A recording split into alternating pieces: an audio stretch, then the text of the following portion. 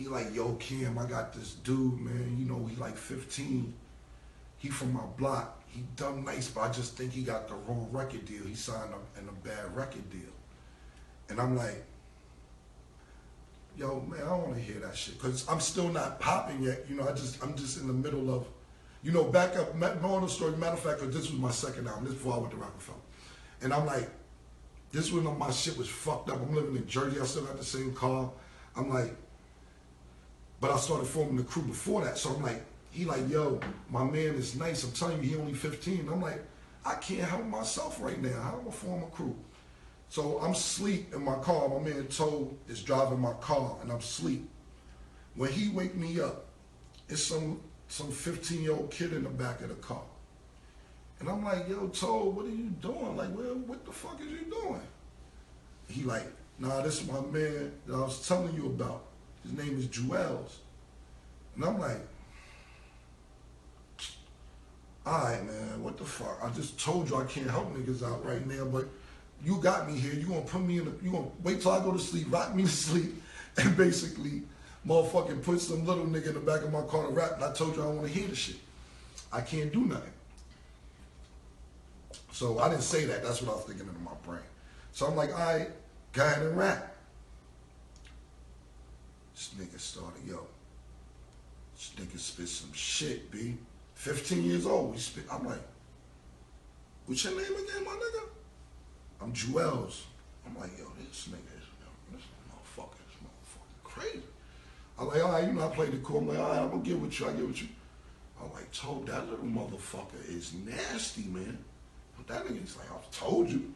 Told boy his shit, man. Told like, yeah, I told you. I'm like, that nigga nasty. So I'm like, damn, I'm working on my second album. I'm like, yo, come down to the studio. So he come down to the studio, Jim is in there, you know, me, my homegirl, BB Guns, I don't know if Bianca's watching, my homegirl Bianca, she was in there, so she was like, yo, you know, he come to the studio, he be rapping and all that, and we working on my second album, and I'm like, that nigga's nice. So my homegirl Bianca, she, you know, she works for Trey Songz now and all that, but she's one of these people too, that just no talent when she sees it and knows what's gonna happen. She's always in the fucking right place at the right time. So she said, Cam, she said, yo, that kid can rap. He's cute. The girls are gonna like him, and he's a star. He could sell it. I could see it. I said, I agree with you. Everything on if he cute or not, cause I don't know. You know what I'm saying? I you know, if you tell me he cute, I guess he cute. You know what I'm saying? Whatever. So I'm like, yo, this nigga's nice, and the bitch is gonna like this nigga. So we all vibing. Now, mind you, this is now. So now Juelz part of the crew. I start forming. I'm naming everything Diplomats. Everything that I'm like, we thinking of a name, what it's gonna be. Da, da, da. So we come up with Diplomats. I'm getting T-shirts made. I'm getting all this shit made. Diplomats. Even when we was on my second album. So fast forward, when we get off the album at when we get off the label at Epic, we go to Rockefeller. Dave gets me the deal, and he's like, "Yo, Cam, do your thing now. If this don't work for you, I'm gonna just have to give you a job." And I'm like, "Give me a job?" That was real shit though. I respected that because it's like, I don't want no motherfucking job. I can't work. I'm not going to work. But that's how cool Dave was. He's a realist. He's like, at least I can let you work for me in my office if this rap shit don't work out. And I'm like, that shit ain't rocking like that. That shit ain't going like that. I gotta win. So, boom. We still got no real money, so I'm telling Dave, I'm like, yo, Dave, we need to put Juelz on this song. We need to put Juelz on this song. And he like, Cam, calm down, man. Go do you need to get part of the crew. And Dave was like, go do a song with Bleak and Beanie. I'm like, I bet I'm doing that. Let's put Juelz on it. No, Cam. It's not time to put. You just got here. And he right. He was absolutely right. So I'm trying to embrace myself at Rockefeller when I get there. You know what I'm saying? And it's like, yo, cool. So I get there, and you know, Jay's there, Jay-Z there. Now, mind you, I know Jay-Z before Rockefeller.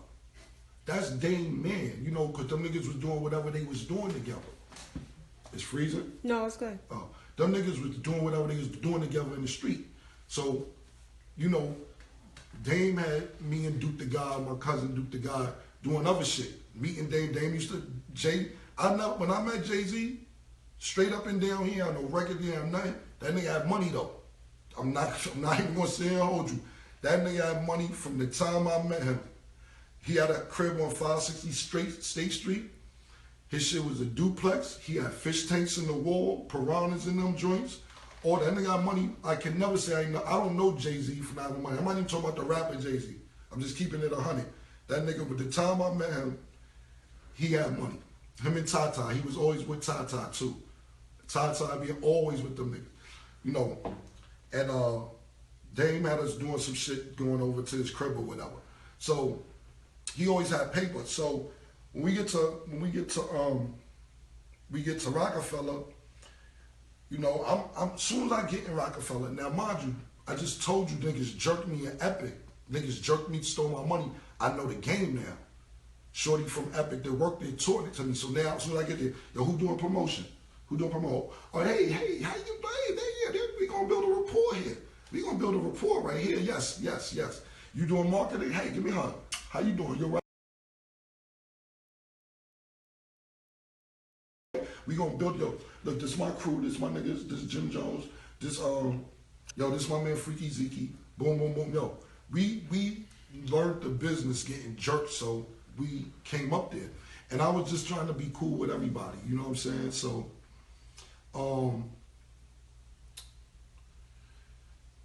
now I'm like trying to fuck with, you know, Jay's up there. I did a song with Bleak and Beanie or whatever. So I see Jay in the studio. Juan had a studio called Baseline. And I go there and that was like the Rockefeller studio. We go down there and do the song. I'm like, yo, Jay, I did a song, everybody, we need to do a song. You fuck around and do a song together. The nigga Jay look at me and go like this. Huh? Cool, you never do the song or whatever. You don't do the song. So I'm like, cool. You know, I start popping, I do some more stuff. I ask you, I'm like, yo, Jay, you think we could do a song together? And you like, I'm like, all right, bro. So, whatever. So one day, K Slay come to see me. K Slay, you know, at this time, K Slay was he's still the drama king, but he was like, all these beefs going on. He was the one playing all the beefs. So this is around the time, I guess, I don't know if it was Ether or something else came out. K Slay played the song, but he would play Jay-Z's song. Anybody who had this record, K Slay was playing it. So he came to see me at the studio, and when he was walking out, Jay was walking in. And he said, what's up? Jay said, what's up? So Jay come in my session and be like, yo, let me holler at you. I'm like, what's up? He's like, yo, you should be more careful who you bring to the studio, because what if I would have just slapped the shit out that nigga? And I'm like, what are you beefing with K Slay? I didn't even know y'all niggas had beef. Look, bro, I ain't trying to start no shit up here. I just got here. I don't want no problems. I ain't know y'all beefing. Yeah, he played this record, man. You gotta check who you bring up here. I said, cool, no problem, bro. I didn't know. But K Slay was right there. He could told him the same shit. But I'm just saying, I respected it. It's all good. So I'm like, you know what? I'm just moving on from this Jay-Z shit, because it's already like tension where it don't really gotta be no tension. I don't even know what the fuck the tension's about. So, oh boy, me and Juelz, you know, he come to the studio. Now, mind you, this all time, we on the way to the money. We don't really got no real money yet. There's no real money. Motherfucking Juelz steal Just Blaze CD and play it. He like, yo, this beat is crazy. It's frozen. He like, yo, this beat is crazy. Yada, yada, yada, yada. So I'm like, nah, we can't steal the beat, man. We can't take it. So every day we come to the studio for a week and a half, and the same CD is sitting on the motherfucking table. The same CD. And I'm like, he like, yo, we gotta take it. We gotta do it. So I'm like, all right, cool. Fuck it. No shit been sitting there for 2 weeks. Nobody doing nothing with it. So we did the old boy song. Then after that, we went back to Ohio. Now, mind you, while all this is going on, I motherfucking took my money that Dane gave me. Dane gave me a little paper for South Rockefeller, wasn't nothing crazy. But I took it and went to Ohio because I went to open up a club. out there. Get it? The club. So, Luke Albrazi again. Before I go to Ohio, I want to tell you what happened. Luke Albrazi introduced me to a guy named Milk. And this is on 145th Street and Broadway. He like, yo, Kim, I got IBS and so does he. And he's like, yo, you and him got the same stomach problems. Y'all niggas should get together. Boom, boom, boom, boom, boom. Y'all niggas should fuck around. And I'm like, all right, let me know, because we was just vibing off our stomach pain. So when he gave me his number, I seen the 614 area code. And I'm like, yo, you live in Columbus? And he was like, yeah, I'm from the Bronx, but I stay out Columbus. And I'm like, hey, yo, man, I've been hearing some shit about Columbus, yada, yada, yada, yada, yada. Yo, I want to come out there and fuck with you. Because I was going to Chicago at this time anyway. I had a girl I used to mess with out there, and I had a friend out there that I used to just take 2 pounds to him, and he motherfucking flip it and then give me like $3,000-$4,000 to take care of my shit for the month. And I had a shorty I was fucking with out there, and so Columbus is on the way to Chicago. So I went to Columbus. The nigga Milk, he got a crew of niggas, about 15, 20 niggas. And he was like, yo, you can eat out here, my nigga. The club scene is dope. It's a bunch of different stores we can open. We can get a restaurant. We can do that. I'm like, yeah, bet, that's dope. You know what I'm saying?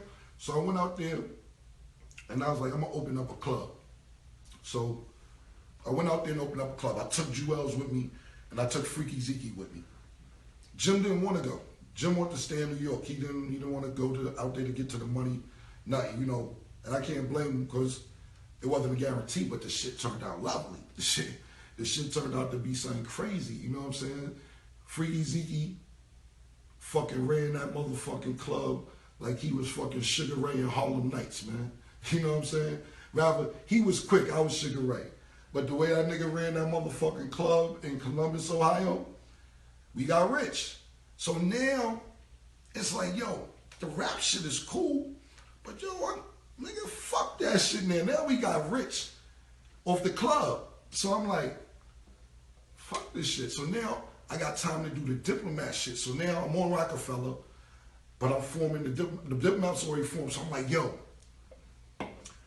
we on Everybody mixtape. Back then, it was like Ron G, Doo-Wop, King Capri, a bunch of people, only DJ Clue, shout out to DJ Clue, definitely DJ Clue. Everybody had, DJs only had mixtapes. And I'm sitting there saying to myself, why don't we all do a mixtape? We on Everybody mixtapes, Juelz on this mixtape, Jim on this mixtape, I'm on this mixtape, boom, boom, boom, boom, boom. So we formed the Diplomat mixtape. We was the first rappers, artists ever to have their own mixtape. Now it's, yo, get my mixtape, here's my mixtape, here's my mixtape. No artist had a mixtape before I did that shit. No artists in the world had their own mixtape. You was always on the DJ mixtape. And I was like, yo, man, yo, grab all the furs. By this time we have some money. Yo, grab the furs out the car. Yo, you put a fur on. Yo, you put a fur. Yo, you grab the fur. Luke had his own fur. Black had his own fur. Jim had a fur. Everybody. So when you see that Diplomat cover, that's what I said. Image is everything, because they like all them niggas is getting it. Look like they're getting it. So basically, I'm taking the money that I'm getting from the club, making our own CDs, pressing them. It went crazy. It went crazy. So then I get Juelz signed. I get Juelz signed to Rockefeller. Dame said he couldn't do it. I went to Kevin Lyles downstairs in Dipset. Kevin like, I love this kid. Let's sign him. Dame said, hell no, I'm taking him. So Juelz gets signed. Cool. So now I'm like, yo, I'm telling niggas, right? I'm like, yo, Jim can rap. Yo, literally. Because Jim, like I said, Jim, the story you tell me, like, he was the muscle, he was doing this, he was doing that. Jim would fight. I'm not saying he wouldn't have a fight, but he was not my muscle. He's my man. He's my nigga. That's my, I brought him on the road. It was me and him. He's my hype man. He said he's my manager. Chris Lighty, God bless the dead, was my manager. That's who managed me at the time. Chris Lighty was managing me. But Jim was my hype man. So now, mind you, I'm like, yo, Jim gonna rap. Jim gonna rap. Jim gonna rap.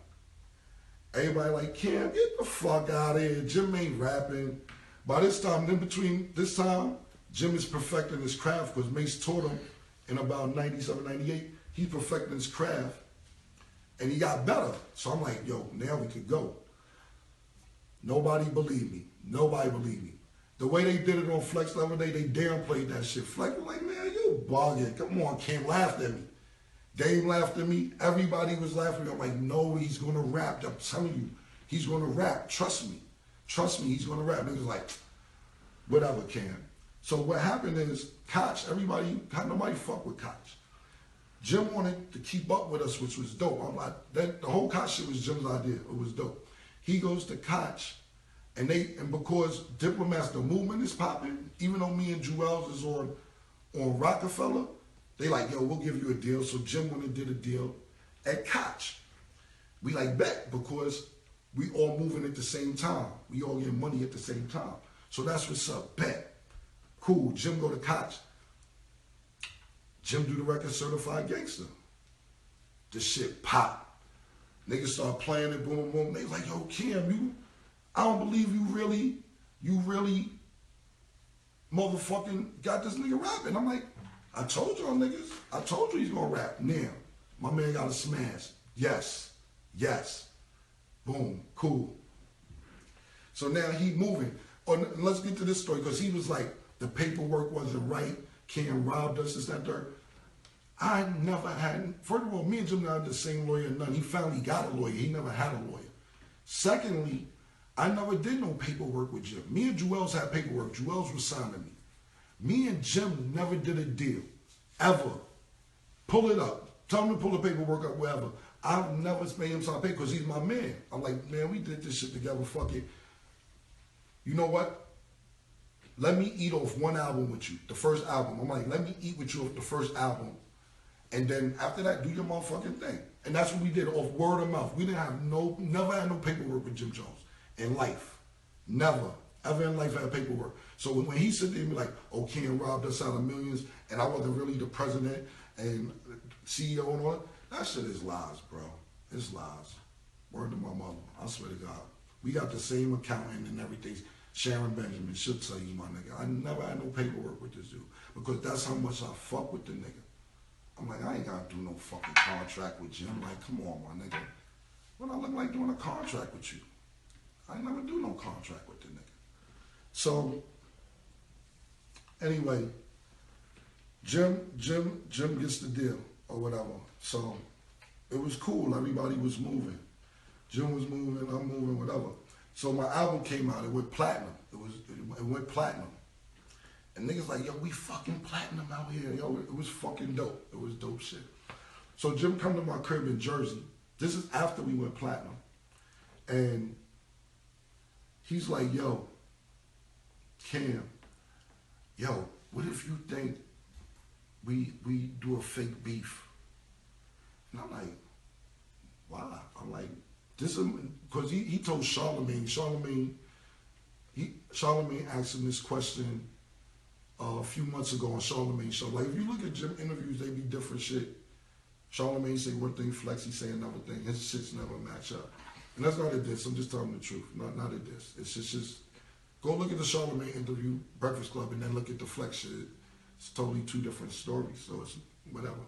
So he like, yo, Cam, let's act like we got beef. And I'm like, why would we act like we got beef? I said, what we gonna do is confuse the fans and make them pick sides. That don't even make no sense. Why the fuck would we act like we got beef? That don't make no sense. He's like, yeah, you right. Like, he was disappointed that I wasn't with the shit. That's why today, even to this day, it make me mad, because this was his plan 15 years ago to act like we got a problem that we don't have. You know what I'm saying? So I'm like, I don't think that's cool. I'm like, cool. So Jim is getting some paper too now. You know, his record is out. He's doing business with Koch. And, you know, Koch comes to me now. I don't know if this is, I think it's the second album now. And they like, Cam, we about to put out this record called Reppin' Time. We think this the one. And I was in the streets. Jim had slipped balling out, and they was playing it, and it was getting a good reaction in the streets.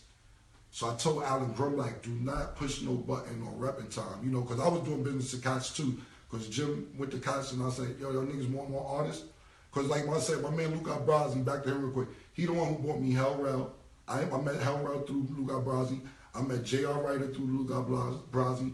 I met Uncasa through Luca Brasi. So he like, Cam, nah, they just up there, take him, do what you want. I don't give a fuck. I threw Luca a bag and said, bet. So I'm working, that's how I met J.R. Ryder, Hell Rel, and Uncasa.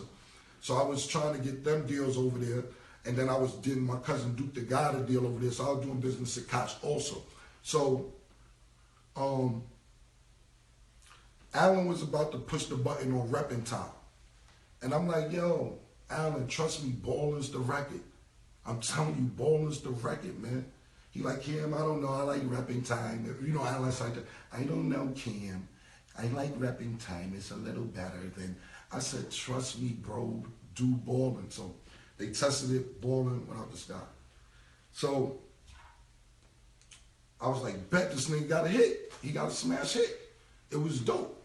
You know, basically, you know, when I watched the interview, like, oh, Cam ain't like when I started shining balling. I'm the one who pushed the button on balling. I was like, yo, I argue with this white man about pushing the button on this record. I'm like, you gotta do balling. So when he's saying that, I don't understand how you like, oh, Cam got mad, I was shining. You're on my first album, bro. You're on my second album. You're on my third album. We did the Diplomat deal. I didn't even want to do a contract with you because you was my man. I just wanted niggas around me to eat. Even my cousin Duke the God, I'm like, yo, figure out some CD shit. Duke the God started selling CDs. I ain't get no money from them CDs.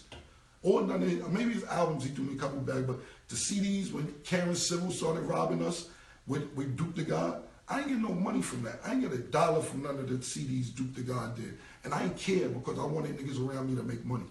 I always wanted to be like, you don't have to ask me for money. I want to ask you for money in case like, yo, I ain't got 5,000 on me. You got it? Yeah, I got it. That's the shit I wanted around me.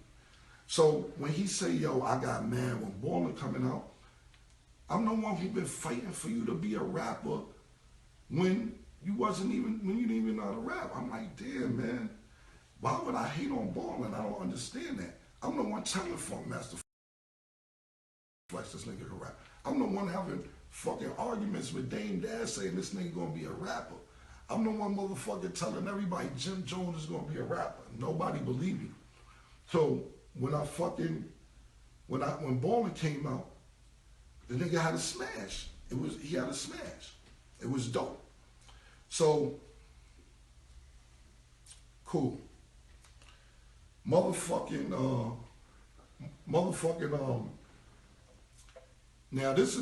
gonna tell you the truth. This is when shit started getting shaky.